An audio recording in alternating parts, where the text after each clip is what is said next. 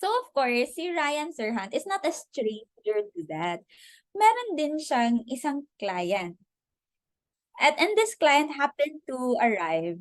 Di ba I mentioned earlier, he's a part of a reality TV series which is Million Dollar Listing.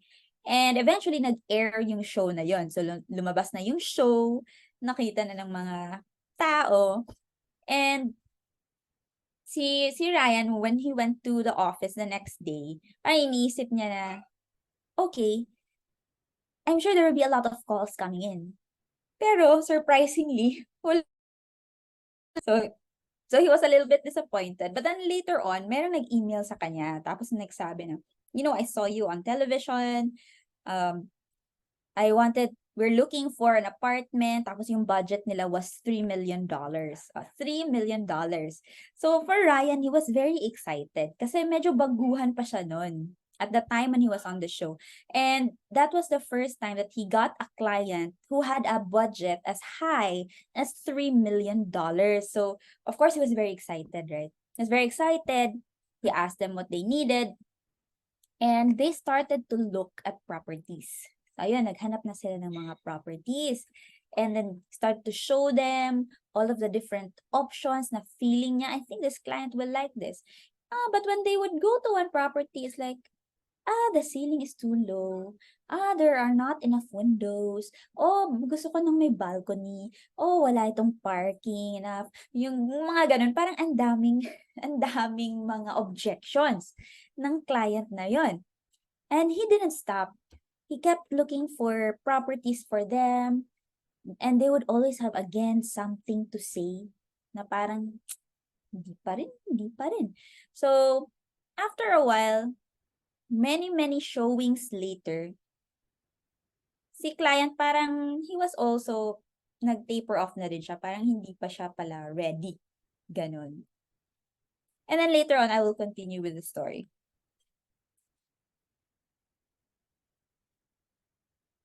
So great follow-up comes in 3 stages. So alam nyo ba yun, guys? 3 stages pala yung follow-up. Kasi parang nasa isip natin, follow-up, isang stage lang yan siguro. Follow ko lang si client. But there are 3 stages according to Ryan Serhant. So F1, it's, of course, the follow-up. Ito yung first step. So when working with buyers, it's important to keep momentum. Once a buyer pulls on spending this kind of money, it's very tough to get them motivated again. Ano ba yung ibig sabihin nito? When we are buying, di ba, when we are buying something, kung maliit lang yung halaga, it's very easy for us to decide. Di ba, for example, nagka-crave kayo ng milk tea. Magkano ba yung milk tea ngayon? Magkano ba yung milk tea? 130, 150, 180, 200? But anyway, it's not a very big amount of money. Kapag nagka-crave kayo ng milk tea, most likely bibili na kayo agad. But when it comes to bigger purchases, like for example, ay gusto niyong bumili ng appliance. Iniisip niyo, baka gusto kong bumili ng air fryer. So, when you're thinking about buying an air fryer, tinitingnan niyo mga presyo, ibang klase ng mga model, tinitingnan niyo sa Lazada, ano ba yung mga comparables. So, hindi siya right away niyo binibili, right? Because it's a bigger purchase. So, all the more with real estate, with property. Tama po ba, guys? Kasi with property, that's probably the biggest purchase that anyone could make in their life, especially for us Filipinos. It's a very big amount of money. And yung buyer ninyo, once they are already in that mindset, yung tipong, I am ready now to buy a property, or iniisip ko na, nasa utak ko ng bilhin. So you want to keep the momentum of your buyers. You want them to keep on going. And that's why we need to keep following up with them. To keep them in that momentum, to keep them in that mindset. Kasi kung si buyer parang they will cool down, marami silang ibang iniisip, it's hard to get them motivated to purchase property again. So kapag andun na sila sa mindset nila, nakikita nyo ng parang etong client ito, medyo ready na ito. You want to keep the momentum going. So eto pa, A successful salesperson is a conscientious. Ang hirap naman ng word na yan. So, conscientious, ano bang ibig sabihin? Follow-upper. Conscientious means medyo is very diligent, yung dedicated na follow-upper. So, ikaw, diligent ka talaga, dedicated ka na mag-follow up sa client ninyo. So, just because you're ready for your client to buy doesn't mean that they are. So, tayong mga salesperson, of course, ready tayo na bumili ka na, sir. Pero what if si sir hindi pa siya ready? But when they are, you want to be right there and ready for them. So, ayaw mo yung mangyari na you're ready for your client, tapos siya hindi pa, tapos iniwan mo siya. And when the client is finally ready, doon na siya sa kabila nakapunta. 'Di ba? Sayang naman yung ganun. So, we have to be diligent follow-uppers.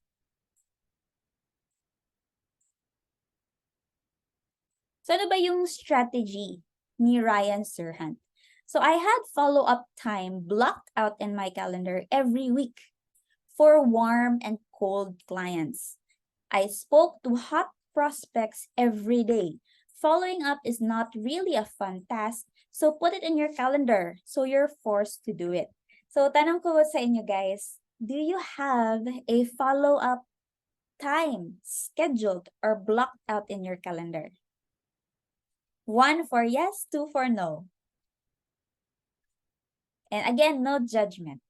No judgment sa lahat. Comment naman kayo dyan. So, I'll know you guys. Ayun. 1 before. Good answer. Ayan. So, yun. So, we are encouraged na dapat ilagay natin sa calendar natin talaga. Kasi hindi siya, like what Ryan said, it's not fun. Diba? Hindi siya fun. For me, I find site visits fun. Para ka lang kasing, di ba, you're just going around with a client. In Bisaya, we call it laag. Tagalog, parang iniisip ko pa yung word. But, you're just going around with your client with site tours, right? But when it comes to following up, minsan hindi siya fun kasi iniisip natin na baka ayaw ng client na masyado akong tumatawag sa kanya or baka ayaw ng client na ano ba yung sasabihin ko? Di ba minsan, when we've already followed up our clients enough, we don't know what to say anymore. So, we try, so if mahirap kasi gawin, hindi natin ginagawa. So, that's why we have to put it in our calendars so that we are forced to do it talaga. So, yung going back to the story, no, of Ryan Serhant. So, yung client niya, can you guess, for that particular client niya, how long do you think, how many months or how many years do you think it took for that client to buy from Ryan? Give me a guess. Dun sa ano lang. Oh, a year for Miss Deb. Yung iba, guess lang, guess nyo lang. Yung client na yun, yung ang daming tinignan, wala namang binili. But Ryan kept on following them up. How long do you think it took for that client to finally bumili na? Ayun, may 6 months, a year, 5 months, 12 months, 6 months. Ready na ba kayo sa sagot? It took 4 years. 4 years for that client to finally buy from Ryan. Para sa 4 years. Tagal naman nun. Diba, Miss Doreen? What? 4 years? We don't want to wait that long. But then again, if we go back to our first lesson, tama ba? First lesson natin, we have more balls up in the air. So kahit naman, it took 4 years for that client to buy from Ryan, he had, of course, a lot of other deals going on. Kaya, diba, balls up mindset, that's our secret number 1. So, okay lang, kahit na it took him 4 years, may ibang nakaklose naman si Ryan from the other clients. But let me tell you this.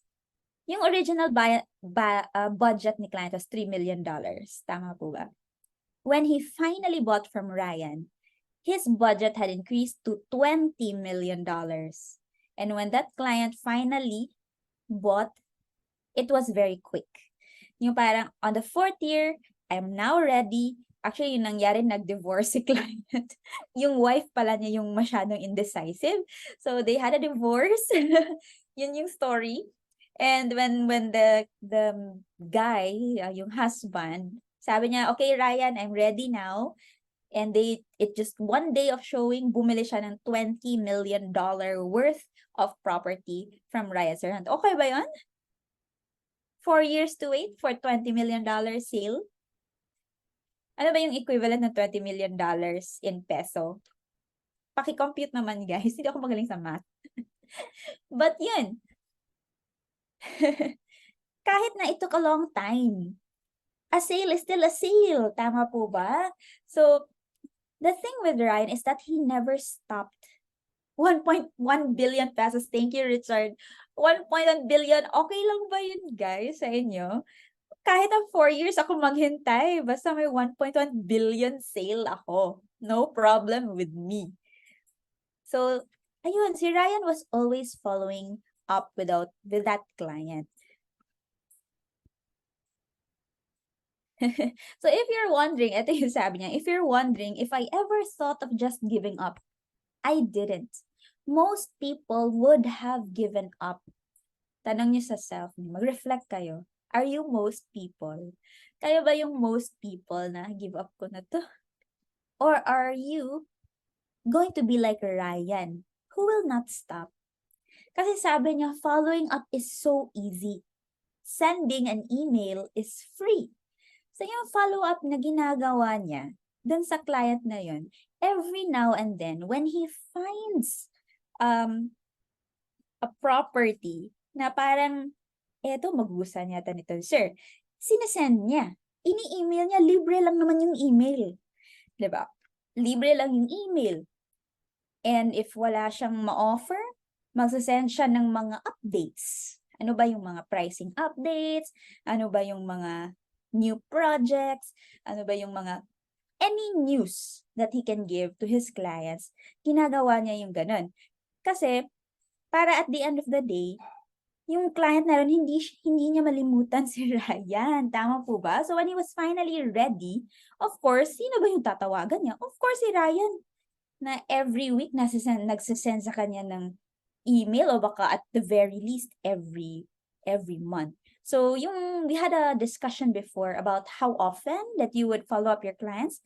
For hot clients, yung clients na ready na talagang bumili, that's every day. You follow up every day. For warm clients, you follow them up every week. And for cold clients, you follow them up every month. Right? So, that's the rule. Ayun. So, 1.1 billion pesos, okay na ako dyan. So, this is what he's saying. Always follow up with value in your message. Include information about a sale or a new product. So, one of the things that I do also now is binibigay ko, kung may malalaman akong mabebenta na property, like, for example, in my area of expertise, and I know how much it's sold for, I actually tell my clients, ganito na yung, for example, may lot here in Pueblo Golf, yung golf course dito. May lot dito sa golf course, it was sold for 26,000 per square just last week. So I tell my clients that, kasi para sa kanila, that's good news or that's news for them na, ganun pala yung presyo na ngayon. 26,000 per square na pala ngayon dyan.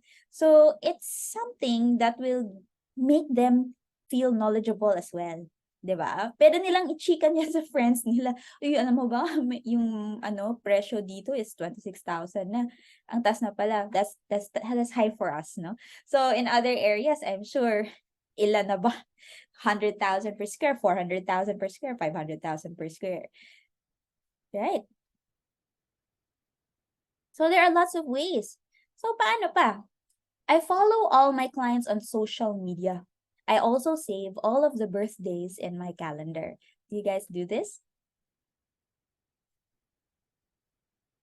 And here's one follow-up message. You probably would not expect this.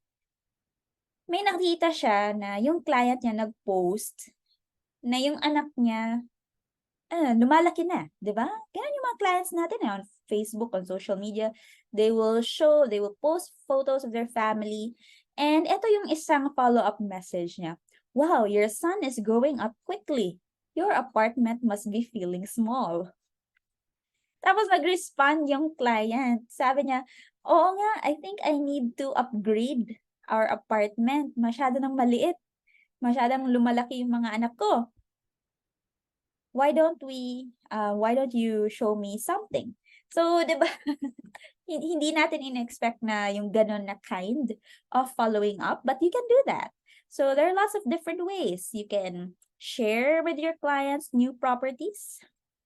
You can share with your client news about magkano nabenta yung mga properties. Or you can also kind of stalk them a little bit. Kind of see na, ano ba yung situation ng client ko? Do you think they need a new place? It's possible. Diba yung mga clients natin na bumili sa atin ng starter home? Baka malaki na yung mga anak nila. They don't fit anymore. You know, in that starter home, they're starting to outgrow it. Be the person to offer them the bigger home. Para meron silang area for expansion. Never wait to follow up. Follow up now. It's one of my little tricks to get attention. No one follows up faster than I do. So yun yung sabi ni Ryan. And of course, once again, everybody, for those who are familiar, whenever we have our Dazzle Mondays na session, it's not just about training for us. It's not just about listening, but it's about taking action so that on a Monday at the very start of the week, may nagawa na tayo. Agree ba kayo dyan? Type in number 1 if you agree. If tama ba itong strategy na to? For me, I would say definitely. Kasi ayaw nating nakikinig lang tayo. We want to do something. Let's do something and let's do it now. Diba sabi ni Ryan, don't wait to follow up. Do it now.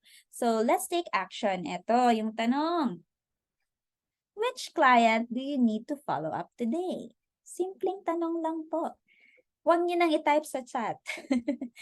But I'm sure you have someone in your mind. O baka hindi pa isipin, baka kailangan pang isipin, sino ba yung client na kailangan kong i-follow up? But there is someone there, for sure. So ano ba yung gagawin natin? Of course, let us use our tool. So ano ba yung tool natin? So for those of you guys who are already familiar, sino ba dito who already have a Dazle account? Type in number 1 in the chat. And if you don't yet, number 2, please. Because we're gonna take action today. We're gonna take action. Mag-follow up tayo ng mga clients natin. Good to see mga number 1s. Oh, mga number 1s. So these are, all of you already have. Si Miss L, wala pa. Welcome po, Miss L. It's your first time. And this is a tool that I want to introduce to you guys or reintroduce to you guys. This is what we call Dazzle. So if you want to go to Dazzle, you just open your browser. This is available on your desktop, on your mobile. Go to Google Chrome because it's the most common browser that we have. And it's also easier if you want to log in via Google. And then when you're at Google Chrome, type nyo lang po so that easy to remember Dazle.co. Dazle.co. And Elwer can also probably share the link as well. So if you go to Dazle.co, that leads you to the landing page. And then you can either get started for free if it's your first time or mag-log in kayo. So for me, I already have an account. I'm going to click on the login page. And you can actually manually sign up here if it's your first time. Click nyo lang yung sign up. Fill out the details. Yun. Or for me, since meron na akong account, I'm just gonna click on sign up with Google. And this is my Google account. I just click on that. So again, it's easier on Google Chrome because it's already connected. to my Google Chrome account. So if it's your first time, wala pa kayong makikita dyan. Yung makikita nyo pa lang is create your first listing. So for those who already have, ano ba yung gagawin natin ngayon, guys? So let's follow up with our clients.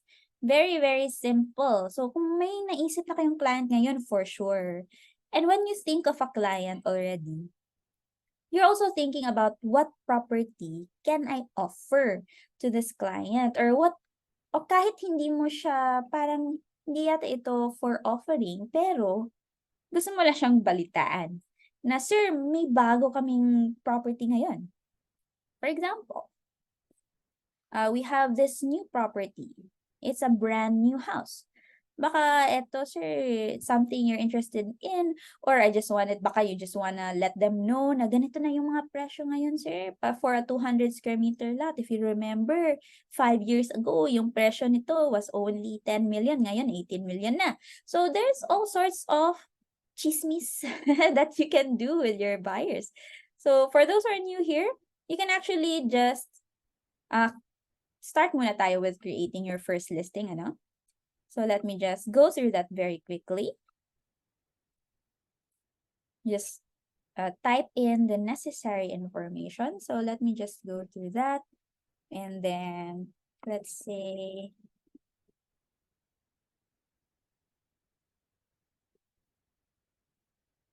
ganito lang. So I'll just make it quick.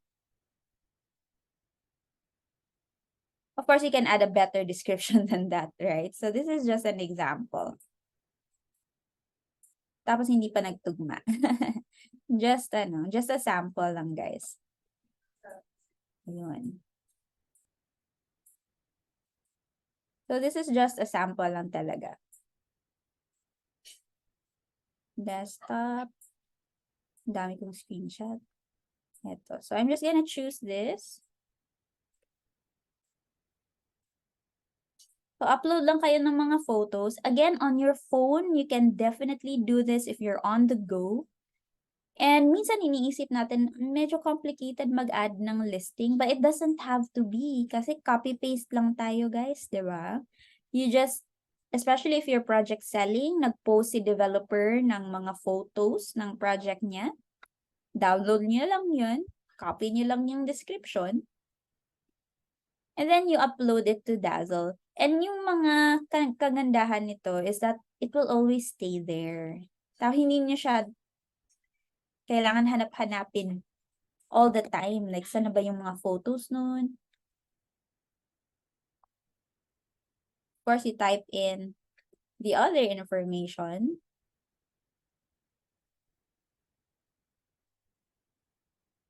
And click in some amenities. Make it public so that it will show up in your personal website. If you guys already have this and you already have a property in mind, go ahead and share your Dazzle listing with your client. Yung iniisip niyo ng client na kailangan ko tong i-follow up. Like, I need to make a connection with this particular client. So, gawin niyo na. Oops, taking a little bit of time this time. Baka yung internet medyo mahina. Nasa bagong location kasi ako, guys. So, hindi ko pa masyadong na-test yung internet dito. But while that's still saving, punta muna ako how my site would look like. Hindi ko yata na-save.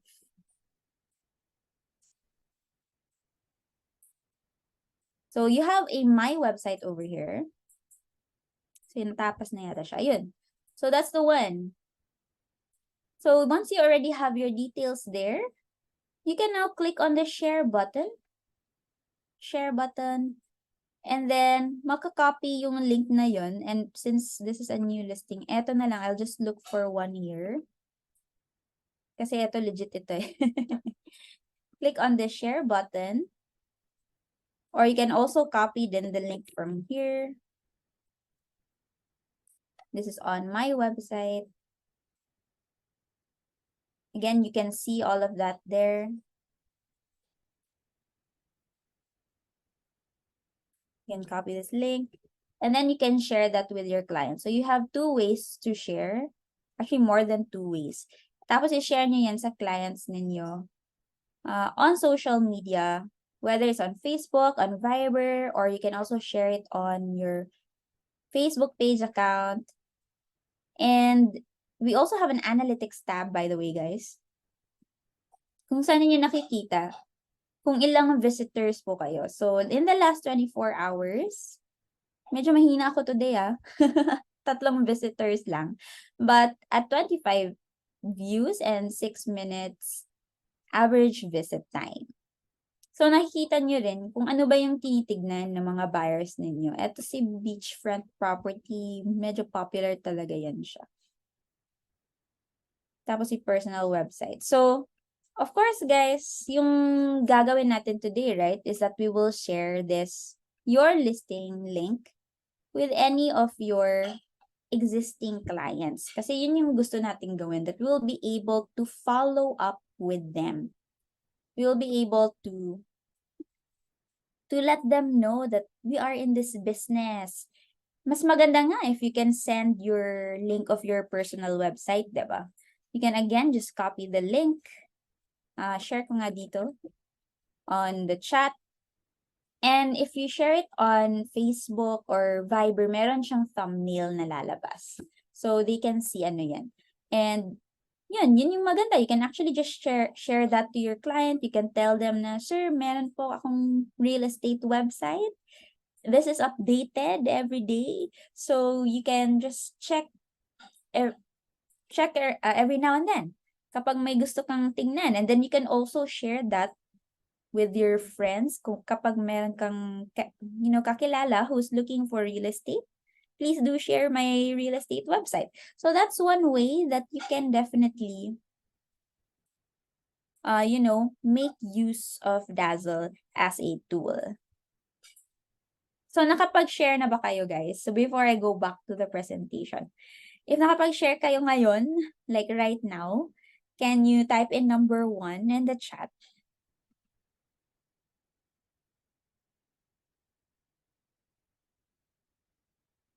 Para hindi tayo always listening lang, we're doing something. Nakapag-share na kayo ng Dazzle link sa clients ninyo, please do let me know. Para of course, ayun, si Elroy. Para of course, we're taking action. Ayun, si Sir Renz, nag-share siya.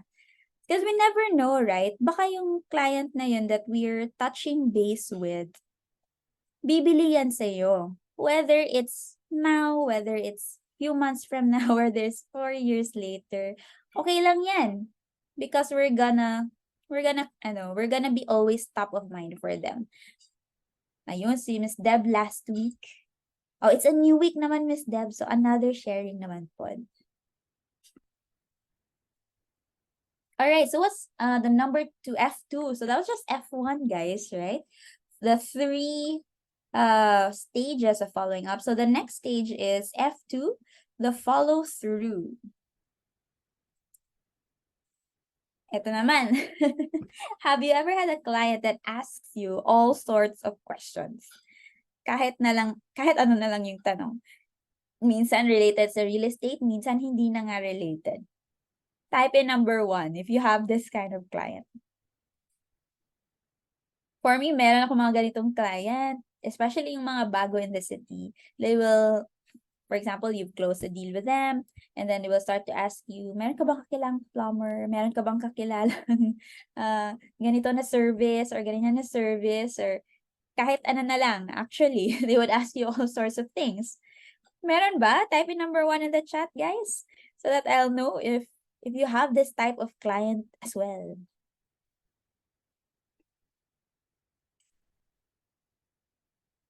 Yun, si Sir Rez meron. So, si Ryan, meron siyang mga ganyang client. And he always answers them. Why? And the reason why he always answers them is so that the client will have this in their mind. Number 1, Ryan is who I turn to for all matters real estate. So, lahat na pertaining to real estate, the person that I will reach out to is Ryan because he always answers all of my questions. So number two, when I ask Ryan to do something, if he says he will, it's done every time. So that also plays part of your reliability as a broker or as a salesperson. Na yung client niyo, they know that they can always depend on you. When you when you do what you say you will do. So remember guys, your database of customers isn't a mailing list. It's a list of relationships, even at times when there isn't immediate money to be made. So minsan kasi yung mindset natin, wala naman akong makukuha dyan kapag i-assist ko yung client sa ganito. Wala namang pera dyan. But for us, we have to reframe our mindset that even if there isn't immediate money to be made, for that particular, interaction with that client, that's okay. Because we want to be top of mind. Tayo yung una sa mind ng mga client natin if meron silang need in terms of real estate. So following through is the next level. It's simple. Do what you say you're going to do. So, iba din si follow through from following up, right? So, si follow through is when we continue to interact with our clients, even if it's different things na. Hindi na siya pertaining to just, particularly selling a particular property to that client. So following through is a huge opportunity to show clients you're invested and that you care about them and that you're dependable. So following through speaks more of your character as a real estate broker or a real estate salesperson.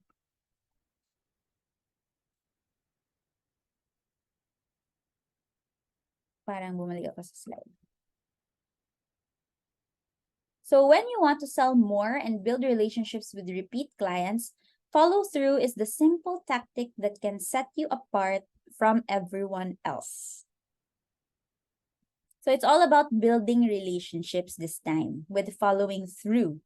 And again, it will set you apart from everyone else kasi everyone does the bare minimum of responding to their clients kung may tanong sila about a property or may hinahanap silang listing, and then you will share it with them or project. But with follow through, this is more on building relationships and that will really set you apart at magiging top of mind ka na sa client mo. Kasi si Miss Deb talagang I feel na she cares more about me rather than just, wanting to close a deal with me. Parang may relationship na kami ni Miss Deb. So parang ganun. So that's following through. So how about F3 ngayon? So the follow back. So again, 3 stages of following up. So si follow back naman. So following back is different from just following up with a client you're already working with. Following back is keeping in touch with past clients or people who did not hire you. So either yung mga clients that you've already closed in the past or mga people na miss mo yung sale, di ba? Minsan may mga ganon, nakabili siya sa iba. That's fine. It is one of the biggest opportunities that salespeople miss out on.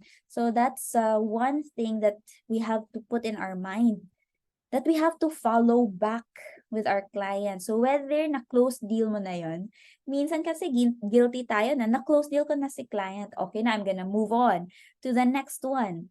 And then we don't keep in touch with our past clients. So you have to keep on doing that. You still follow back with them. Kahit na-close mo na. Or kahit yung mga clients na nakabili sa iba, you still follow back with them because you never know if they're going to buy another property or they're going to refer another client to you. You can still be number one in their minds. Kahit in the past, they did not choose you. That's fine. Go ahead and follow back with them. So do you guys agree with that? Type in number 1 if you agree that that's a good strategy. Hindi ko i-let go yung mga past clients ko, or I will also not let go of those clients who did not choose me kahit masakit. Okay lang, hindi naman ito romantic relationship. This is a professional relationship. So you can continue to make relationships with those clients na na-close mo na before or who did not hire you, who did not close a deal with you. Doon sa iba nakabili, okay na, you continue to follow up with them. Follow up in such a way na yung kahit iba-ibang tactics, right? Following up, letting them know what's going on in the real estate industry, what's new, sharing your listings with them, sharing your website with them. Do that. So, review. Following up is touching base the first time. So, if it was golf, it's like hitting the ball. That's the first thing you do, following up. So, following through is making sure the ball goes where you want it to go, not when, where you want it to go. And see, following back is getting right back to the ball so you can hit it again. So, diba, hinit mo na siya, you want it to go, you let it go where you want it to go, tapos balikan mo yung bola and you hit it again. Diba? That's how we make repeat sales also. That's how we also grow our sales number. So just a review, the follow-up. Never expect people to get in touch with you. Sorry guys, pero tayo talaga yung mag-make ng first move. Alright, we are the first movers. Huwag kang mag-expect na yung client yung magfa-follow up sa'yo. It has to be you. Who will do it first? Ikaw yung mag-get in touch with your clients. Number 2, follow up until you get a yes or you read their obituary. So that's just a joke, guys. Ano? Ang ibig lang sabihin ni Ryan is that you follow up until you get a yes or until wala na talaga si client, di ba? So that means there's no other option. There's no wala. There's no, I'm not gonna follow up anymore. I'm going to keep on following up until the client says yes. And follow up with active clients. So active clients, those are your hot buyers every single day. So the follow through, do what you say you're going to do. Create accountability if you need to. And never forget, you don't just have clients, but you have relationships. So this one is the most important thing. Na yung mga clients ninyo, hindi lang yun sila porket pangalan lang in your database. They are your relationships. And the follow back. Number 1, keep in touch with past clients. Don't forget about them. And the relationship does not end at the closing. So kahit na-close nyo na, minsan iniisip natin, close deal. We're gonna move on to the next. And we put them in a folder, tapos na. Hindi yung ganun. We are still going to keep that relationship going. So I've had some clients who I have worked with for 10 years already. Some clients who have bought multiple lots with me, house, naparenta ng bahay. I've had that client definitely. Na for 10 years na yung relationship namin.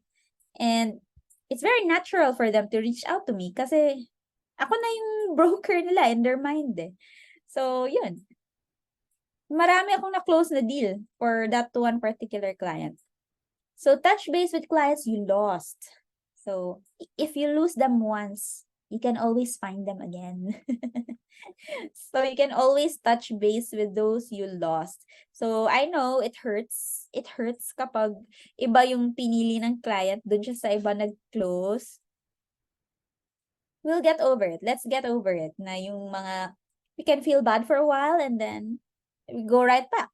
We go right back to having that ball again with that particular client.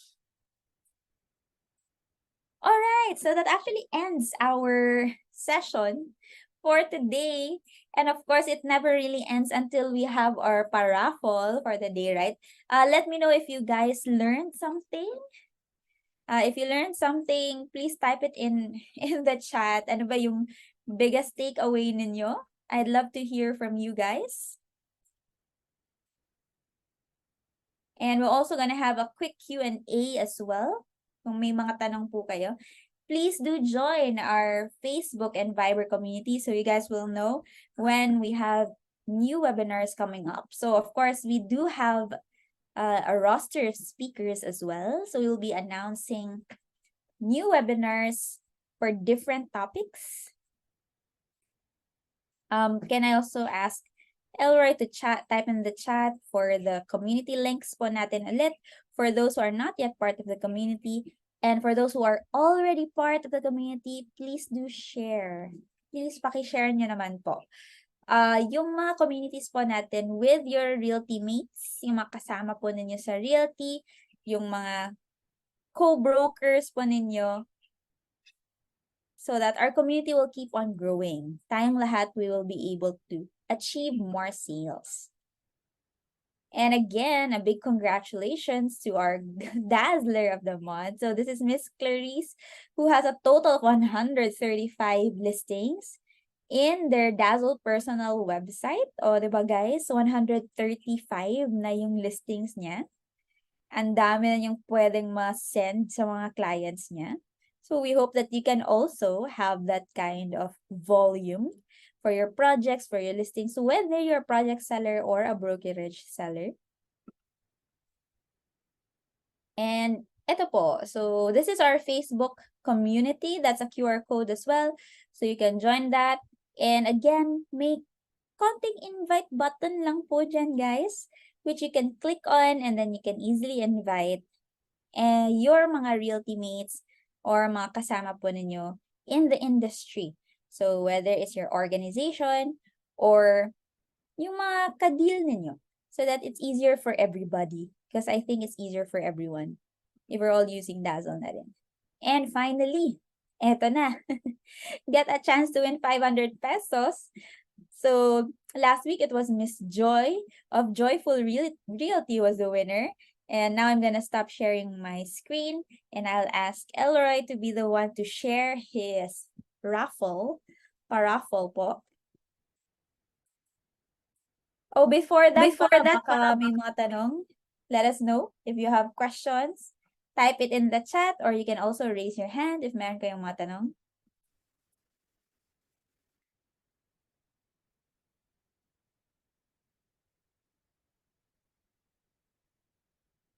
Baka yung iba nag-iisip pa ano mga tanong nila.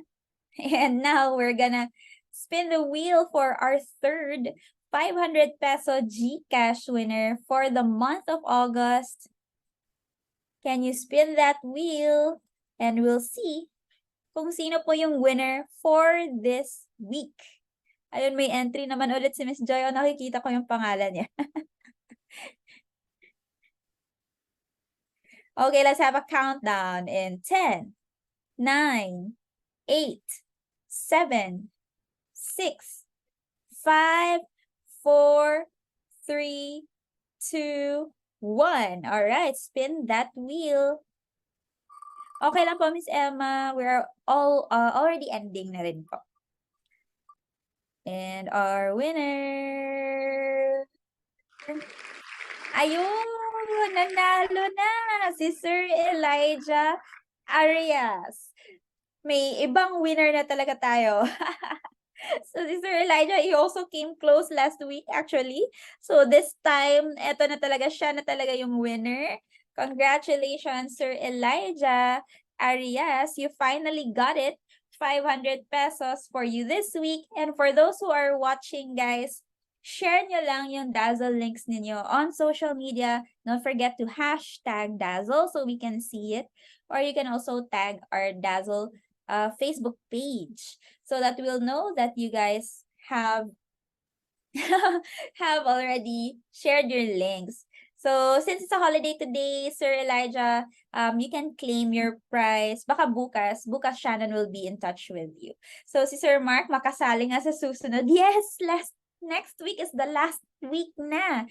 So, for those of you who have not joined yet, join na kayo, guys. Don't miss out on the opportunity. Free 500 pesos, sobrang easy gawin. Sobrang easy. It's part of your work.